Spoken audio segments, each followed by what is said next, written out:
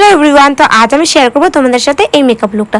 তো এই মেকআপ লুকটা তোমরা তো অনেকজন ট্রানজিশন ভিডিও দেখেছো, আর তবে এটা কিন্তু দ্বিতীয় লুক ছিল, তবে দ্বিতীয় হলো এটা কিন্তু সপ্তমী লুক ছিল। আজকের এই মেকআপ লুকে আমি কিন্তু সবই রিজনেবল প্রাইসের ইউজ করেছিলাম। তো ফাউন্ডেশন হিসেবে প্রথমে আমি ইউজ করে নিয়েছিলাম ফরএভার 52।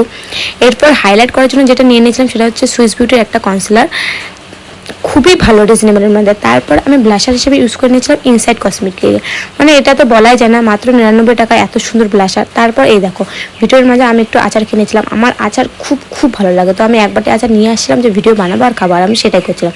তো যাই হোক, যেহেতু আমি কুর্তি পরেছিলাম তাই আমি চোখের ওপর সেরকম আইশ্যাডো করে নিই, জাস্ট এক কালার দিয়ে একটা আইশ্যাডো করে নিয়েছিলাম।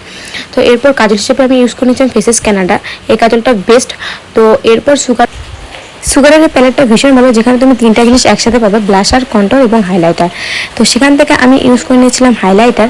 এরপর লিপস্টিক হিসেবে আমি নিয়ে নিই এলি 18। যারা কম দামের মধ্যে বুঝে পাবো না কোন লিপস্টিকটা নেবে তাদের আমি বলবো এলি 18 নাও, ভীষণ ভালো। তো প্রথমে আমি এলি 18 পরে আমার ভীষণ ডার্ক মনে হয় কালারটা, এরপর আমি সেটাকে মিক্স ম্যাচ করার জন্য আর একটা আই ম্যাজিকের লিপস্টিক নিয়ে নিই। তো এরপর ফিক্সার হিসেবে আমি নিয়ে নিই সুইস বিউটির। চলে আসলাম আমি আমার ফাইনাল লুক নিয়ে। তো আমার এই লুকটা তোমাদের কেমন লাগলো তোমরা জানাবে। তোমরা তো আগের ভিডিওতে আমাকে এমনি অনেক ভালোবাসা দিয়েছো, তো আমি আশা রাখবো এই ভিডিওতে তোমরা আমাকে অনেক ভালোবাসা দেবে, আর এভাবে পুজো সবার ভালো কাটুক, সুস্থ কাটুক। আবার দেখা হচ্ছে নেক্সট কোনো ভিডিওতে।